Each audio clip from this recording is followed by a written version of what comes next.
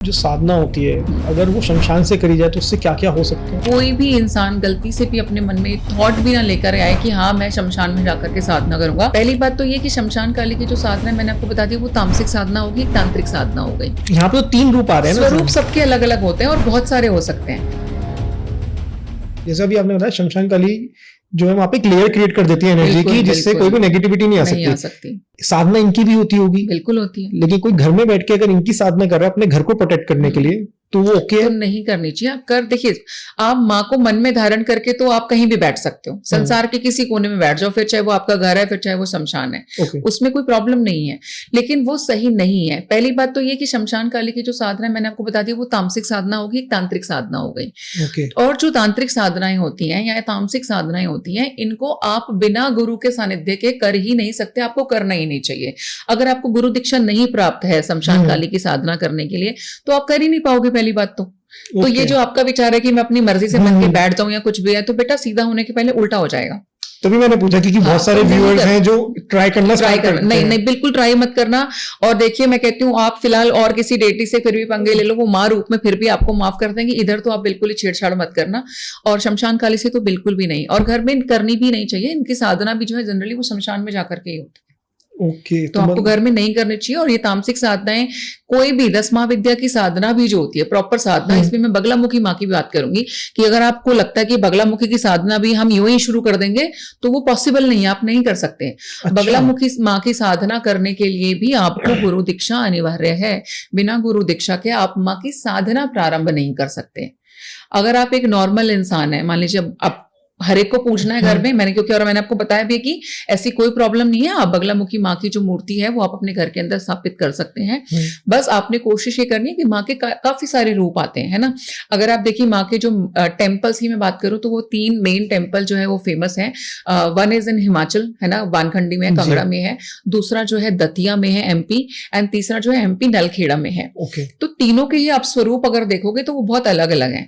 तो जो हिमाचल मंदिर में पिक्चर लगी हुई है वो लिटरली बगला टाइप में, जैसे कि माँ का नाम है बगलामुखी। और अगर आप यहाँ पर चले जाएंगे नलखेड़ा चले जाएंगे तो वहां पे बिल्कुल एक चोंच वाली सी देवी दिखाई देती है आपको। और त्रिशक्ति दिखाया गया वहां पे माँ को। तो यानी कि माँ के तीन मुकुटे जो है वो इकट्ठे बने हुए हैं। तो ये वेरिएशन कैसे आया? लेकिन अगर अभी आप पीछे बताते पार्वती जी ने जो मैनिफेस्ट किया था उसमें से एक थी, एक ही देवी के बहुत सारे। हाँ, लेकिन यहाँ पे तो 3 रूप आ रहे हैं ना। स्वरूप सबके अलग अलग होते हैं और बहुत सारे हो सकते हैं। आप देखो, कहने को तो जो 10 महाविद्याएं वो महाकाली की ही मैनिफेस्टेशन है, लेकिन माँ त्रिपुर सुंदरी अलग दिखती है, माँ बगलामुखी अलग दिखती है, माँ मातंगी अलग दिखती है। माँ मातंगी दिखेंगी आपको वीणा के साथ में बैठी हुई। वो सरस्वती का मैं बोल सकती हूँ तांत्रिक रूप में एक तरीके से। तांत्रिकों की सरस्वती जो है वो माँ मातंगी है। कि अगर आपको तंत्र का ज्ञान चाहिए तो माँ मातंगी से अच्छा तंत्र का ज्ञान नहीं आपको कोई दे सकता। तो आप माँ मातंगी की साधना कर सकते हो उस चीज के लिए। तो बगलामुखी के स्वरूप सबके अलग अलग हो सकते हैं। तो जो दतिया में लगा हुआ है वो बड़ा ही सौम्य रूप है कि माँ बहुत सुंदर, जैसे हम एक गॉडेस को इमेजिन आप करते हो वैसी बच्चे जैसी बहुत सुंदर एक बाल मैं बोल सकती हूँ रूप एक तरीके से माँ का वो वहां पे आपको दिखाई देगा। तो आप उस तरीके की मूर्ति को अपने घर में लगाओ, वो बहुत अच्छा है। दूसरा है जैसे कि माँ का जो मेन रूप दिखाया गया उसमें माँ ने एक हाथ से जो है वो एक राक्षस की, आप किसी भी इंसान की लगा लो, जीभा को पकड़ा हुआ है और दूसरे उनके हाथ में गदा है। ठीक है, तो वो जो गदा और ये वाली पिक्चर है आप उसको थोड़ा सा अवॉइड करें। काफी सारी पिक्चर्स में गदा के बदले कटार भी दिखाई गई है। तो वो ये छोटी सी जो होती है ना तामसिक हो जाती है, तो ये थोड़ा सा लड़ाई झगड़े वाली जैसे होगी। तो ये नहीं लगा। आप माँ का सौम्य रूप भी आता है, आप उसको अपने घर में स्थापित करो, वो बहुत अच्छा, आप बिल्कुल उसको कर सकते हो। उसके लिए कोई गुरु दीक्षा की आवश्यकता नहीं है। माँ बगलामुखी की जो साधना होती है अगर वो शमशान से करी जाए तो उससे क्या क्या हो सकता है? अगर कोई कर रहा है होने को तो आप सात्विक तरीके से भी कुछ कर सकते हो, लेकिन माँ बगलामुखी की जो तामसिक साधना है जो मैंने आपको बताया कि अगेन ये तंत्र के अंडर आ गई। ठीक है, और ये वामी मार्ग का पार्ट है, क्योंकि तंत्र की प्रैक्टिस में भी हम जाएं तो उसमें 2 मार्ग मेन है। वैसे मार्ग बहुत सारे हैं, दक्षिणी मार्ग और वामी मार्ग। दक्षिणी मार्ग से सात्विक मार्ग, जिसके अंदर आप माँ के को बलियां देते हो, जिसके अंदर पंचबली का भी विधान है, सप्तबली का भी विधान है। लेकिन वो बलियां कौन सी हैं? वो फलों की बलियां हैं, वो सब्जियों की बलियां हैं। ये जो दीप दान आप देते हो, दीप दिया आपने, मिठाई दिया, ये भी बलि के रूप में काउंट होता है उसके अंदर। बट ये क्या हो गया हमारा दक्षिणी मार्ग हो गया जो सात्विक है। वामी मार्ग के अंदर जो है वहां पर पशु बलि का भी विधान होता है एक तरीके से, और वहां पर ही उसी का एक पार्ट में ये शमशान साधना भी जो है वो बताई गई है।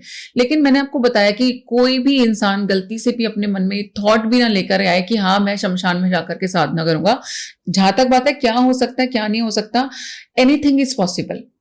अगर सात्विक चीजों से सब कुछ पॉसिबल है, आप तो एक स्टेप और आगे जा रहे हो, तामसिक कर रहे हो। ठीक है।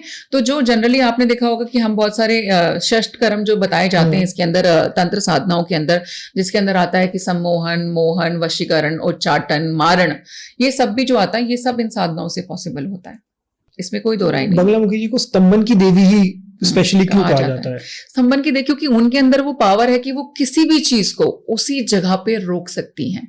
तो आप देखिए कि जो माँ के अगर किसी भी चीज को आपके ग्रहों तक को संबंध करने की जो शक्ति है ना, वो माँ के पास में है। और आपको अगर मैं बताऊं कि उनको स्तंभन की देवी के नाम से अगर हम बताया जाए तो वो, हालांकि she is known for that only. अब मान लीजिए आप कोई दांत का डॉक्टर, तो दांत के डॉक्टर के रूप में जाना जाता है ना, पेट के डॉक्टर के रूप में तो नहीं जाना जाएगा। तो माँ है ही स्तंभन की देवी और इसीलिए उस रूप में जाने जाती हैं। और उनकी उत्पत्ति की भी मैं अगर बात करूं, जो स्पेसिफिकली आपको क्लियर करेंगे कि स्तंभन आखिर क्या है और कैसे है। तो सृष्टि के अंदर जब विष्णु भगवान का ही हम ये संसार बोलते हैं, ठीक है, चलाने वाले वही हैं इस संसार को। इस सृष्टि के अंदर बहुत ही ज्यादा हाहाकार हो गया था, बहुत ही ज्यादा राक्षसों की परेशानियां थी और इतना बड़ा तूफान आया हुआ था कि उसको रोकना किसी के भी बस की बात नहीं थी। तो विष्णु भगवान को लगा कि ये तो भाई, ये जो तूफान चल रहा है ये तो पूरी सृष्टि का विनाश कर देगा, और सृष्टि अगर खत्म हो जाएगी तो मैं कैसा पालन हारूं फिर उसका। तो उस समय पे गच्छ जगह पे जो है, गुजरात के अंदर है, वहां पे हरिद्रा सरोवर है। हरिद्रा सरोवर में बैठ करके विष्णु भगवान ने माँ बगलामुखी की साधना की थी, और तब बगलामुखी माँ जो है वहां पर प्रकट हुई थी हरिद्रा नदी में।